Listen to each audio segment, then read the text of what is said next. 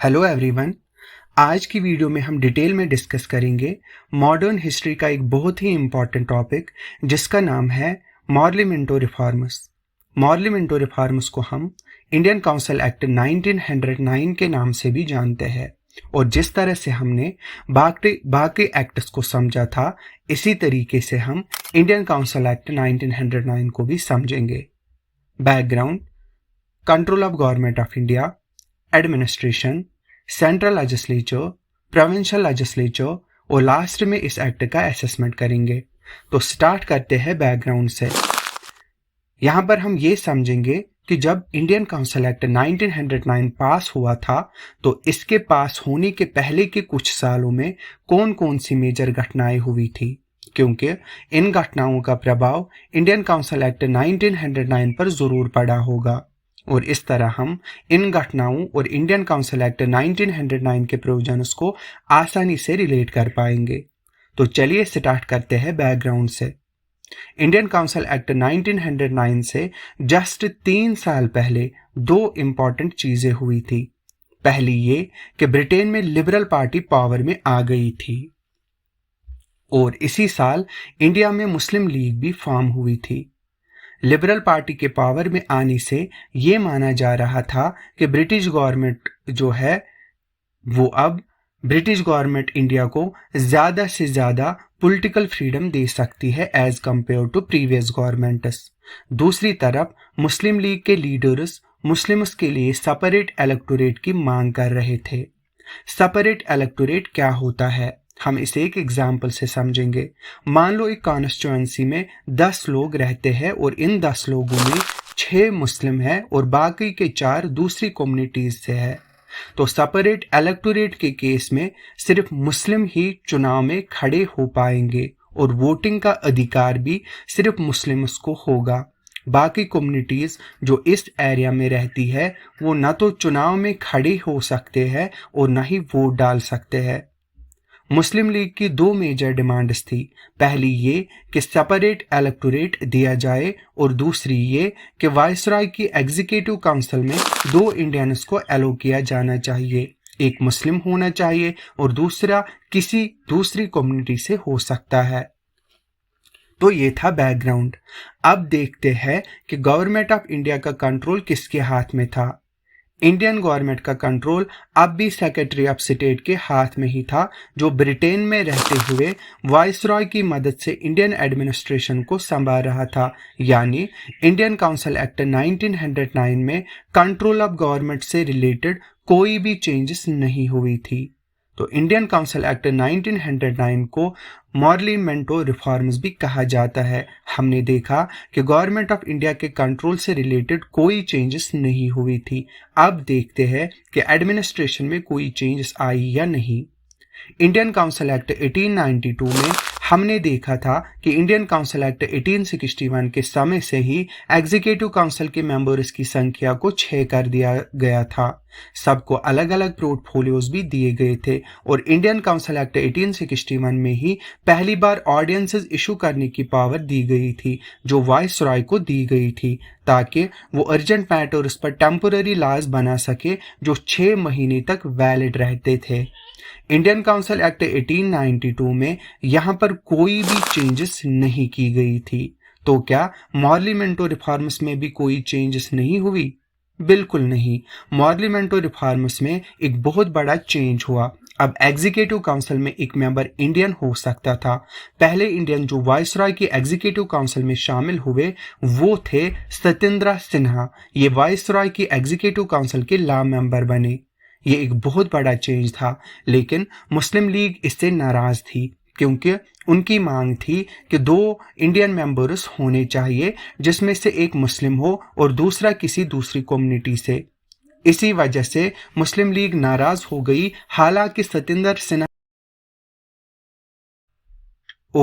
तो चलिए अब देखते हैं कि सेंट्रल लेजिस्लेचर का क्या हाल था इंडियन काउंसिल एक्ट 1909 में।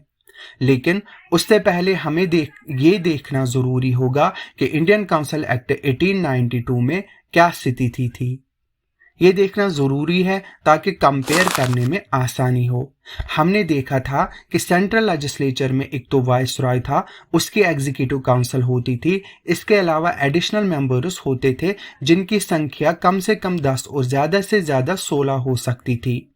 हालांकि इंडियन काउंसिल एक्ट 1892 आते ही एडिशनल मेंबर्स की मैक्सिमम लिमिट 16 पर ही रखी गई, जिसमें 6 ऑफिशियल्स होते थे और 10 नॉन ऑफिशियल्स होते थे। ऑफिशियल मेंबर्स वो होते थे जो ब्रिटिश गवर्नमेंट में सिविल या मिलिट्री सर्विसेज में काम कर रहे होते थे, और नॉन ऑफिशियल मेंबर्स 3 जगह से लिए जाते थे। 5 को वाइसरॉय नॉमिनेट करता था और 4 आते थे बंगाल, बॉम्बे, मद्रास और नॉर्थ वेस्ट की प्रोविंशियल असेंबली से, और एक नॉमिनेट होता था कलकत्ता के चैम्बर ऑफ कॉमर्स से। और हाँ, ये 6 ऑफिशियल्स भी वाइसरॉय ही नॉमिनेट करता था, यानी कुल मिलाकर 6 और 5 यानी 11 एडिशनल मेंबर्स को वाइसरॉय ही नॉमिनेट करता था। ओके, तो चलिए अब देखते हैं इंडियन काउंसिल एक्ट 1909 के जरिए क्या क्या चेंजेस आए। तो एडिशनल मेंबर्स की संख्या अब 16 से 60 कर दी गई, मतलब मिनिमम 16 और मैक्सिमम 60। हालांकि यहाँ पर भी इंडियन काउंसिल एक्ट 1909 आते ही शुरुआत से एडिशनल मेंबर्स की संख्या 60 की थी, जिनमें ऑफिशियल्स 28 हो गए और जिन्हें वाइसरॉय नॉमिनेट करता था, और नॉन ऑफिशियल्स में भी जो है 5 मेंबर्स को वाइसरॉय दोबारा ही जो है नॉमिनेट करता था। और कहा गया कि बाकी के जो मेंबर्स है जो प्रोविंशियल असेंबलीज या फिर चैम्बर ऑफ कॉमर्स से नॉमिनेट होके आते हैं, ये नॉमिनेट होके नहीं बल्कि इलेक्ट होके आएंगे, यानी काइंड ऑफ एक इनडायरेक्ट इलेक्शन। पिछली वीडियो में हमने देखा था कि एक प्रोविंशियल असेंबली में यूनिवर्सिटीज, म्यूनिसिपैलिटीज वगैरह से डिफरेंट इंस्टीट्यूशन से सिलेक्ट होके आते थे, और वो लोग नॉमिनेट करते थे सेंट्रल लेजिस्लेचर के मेंबर्स को। तो ये एक तरह का इनडायरेक्ट इलेक्शन नहीं हुआ। और नॉन ऑफिशियल मेंबर्स की संख्या भी बढ़ाई गई, अब संख्या कर दी गई 32। पहले क्या होता था, सिर्फ कलकत्ता के चैम्बर ऑफ कॉमर्स से मेंबर चुना जाता था, अब बॉम्बे के चैम्बर ऑफ कॉमर्स से भी जो है मेंबर आएंगे। तो यहाँ पर संख्या 1 से बढ़कर 2 हो गई। इसके अलावा प्रोविंशियल असेंबली से अब 4 नहीं बल्कि 12 मेंबर्स चुने जाएंगे। Actually number of provincial assemblies भी बढ़ाई गई थी, जो हम प्रोविंशियल लेजिस्लेचर वाले पॉइंट में देखेंगे। तो ये 12, 2 और 5 नॉमिनेटेड, बाकी के लोग स्पेशल इलेक्टोरेट से चुने जाएंगे, जिनकी संख्या होगी 13। तो अब देखो 28 ऑफिशियल और 32 नॉन ऑफिशियल, ये हो गए टोटल 60 एडिशनल मेंबर्स। अब बात करते हैं स्पेशल इलेक्टोरेट की। यहाँ पर कहा गया कि इसमें 2 बिजनेसमैन चुने जाएंगे, 5 मुस्लिम कैंडिडेट्स होंगे और 6 जमींदार। और ये जो 5 मुस्लिम है ये सेपरेट इलेक्टोरेट से चुने जाएंगे, यानी मुस्लिम लीग की डिमांड मान ली गई। और इस तरह कहा जा सकता है कि मॉर्लिमेंटो रिफॉर्मर्स ने इंडिया में पहली बार कम्युनल रिप्रेजेंटेशन इंट्रोड्यूस कर दिया। अब इस डेटा को हम कुछ और डिफरेंट पर्सपेक्टिव से देखते हैं। ऑफिशियल्स कितने हैं? 28। नॉन ऑफिशियल्स कितने हैं? 32। तो मेजॉरिटी किसकी हुई? नॉन ऑफिशियल्स की। मगर हमने 1892 एक्ट में देखा था कि ऑफिशियल्स में एग्जीक्यूटिव काउंसिल के मेंबर्स को भी जोड़ा जाना चाहिए। तो इस तरह इंडियन काउंसिल एक्ट 1909 में अभी भी ऑफिशियल्स की ही मेजॉरिटी मानी गई। अब इस डेटा को और एक एंगल से देखते हैं। एडिशनल मेंबर्स में नॉमिनेटेड कितने हैं? 28 और 5 यानी 33, और इलेक्टेड कितने हैं? 32 - 5 यानी 27, यानी इलेक्टेड मेंबर्स जो है वो नॉमिनेटेड से कम है। और हाँ, ये याद रखना है कि एग्जीक्यूटिव काउंसिल में एक इंडियन भी अलाउड था। अब एक बार देखते हैं कि सेंट्रल लेजिस्लेचर के फंक्शन से रिलेटेड कोई चेंजेस हुई थी या नहीं। पहले देखना पड़ेगा कि इंडियन काउंसिल एक्ट 1892 कैसा था। हमने देखा था कि फाइनेंस से रिलेटेड डिस्कशन तो अलाउड थे, बट फाइनेंशियल बिल पर वोटिंग अलाउड नहीं थी, और एडिशनल मेंबर्स को 6 दिन का नोटिस देने के बाद काउंसिल मेंबर्स से क्वेश्चन पूछना अलाउड था, बट काउंटर क्वेश्चन पूछना अलाउड नहीं था। अब देखते हैं पार्लियामेंटो रिफॉर्म्स में क्या क्या चेंजेस हुई। तो अब जो फाइनेंस बिल पर डिस्कशन के साथ साथ वोटिंग भी अलाउड कर दी गई। अब एडिशनल मेंबर्स क्वेश्चंस के साथ साथ एग्जीक्यूटिव से सप्लीमेंट्री क्वेश्चंस भी पूछ सकते थे।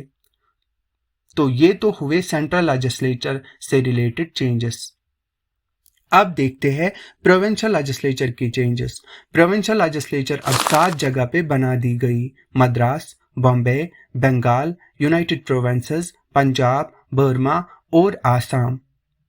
मद्रास, बॉम्बे, बंगाल और यूनाइटेड प्रोविंसेस में एडिशनल मेंबर्स 50 कर दिए गए और पंजाब, बर्मा और आसाम में 30।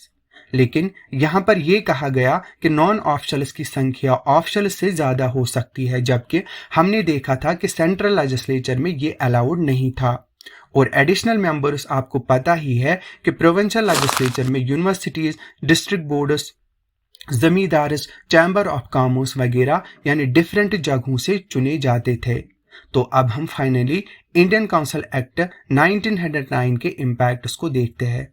तो ये हमने ऑलरेडी देखा कि इस एक्ट ने कम्युनल रिप्रेजेंटेशन इंट्रोड्यूस किया था, जिसकी वजह से इंडिया में हिंदूज और मुस्लिम्स के बीच में एक दूरी सी बननी शुरू हो गई थी और इसी वजह से कांग्रेस ने इसका विरोध किया था। हालांकि मुस्लिम लीग इसका स्वागत कर रही थी क्योंकि उन्हें सेपरेट इलेक्टोरेट मिला था। और नेक्स्ट पॉइंट ये होगा कि सेंट्रल और प्रोविंशियल लेवल दोनों ही लेवल्स पर इंडियंस की पार्टिसिपेशन को काफ़ी ज़्यादा बढ़ाया गया, जो एक अच्छी बात थी। साथ ही साथ जो इलेक्टेड इंडियंस थे उनको लेजिस्लेचर में काफ़ी सारी पावर्स दी गई थी। वो अब रेजोल्यूशंस मूव कर सकते थे, रख सकते थे। बट प्रॉब्लम ये थी कि ये इलेक्टेड लोग जनता से इलेक्ट नहीं हो रहे थे क्योंकि वोटिंग की पावर्स तो बहुत ही कम लोगों के पास थी। इनफैक्ट सिर्फ वही लोग वोट डाल पा रहे थे जिनके पास बहुत सारी प्रॉपर्टी हो या जिनका एक लेवल ऑफ एजुकेशन हो, यानी बहुत ही गिने चुने लोग। यानी हम ये भी कह सकते हैं कि जो गिने चुने इलेक्टेड लोग थे ये सिर्फ जो है बहुत ही कम लोगों को रिप्रेजेंट कर रहे थे। आम जनता से इनका दूर दूर तक कोई ताल्लुक नहीं था। तो इस तरह हमने सभी पॉइंट्स को अच्छे से कवर कर लिया। आज के लेक्चर में इतना ही। Thanks, good luck.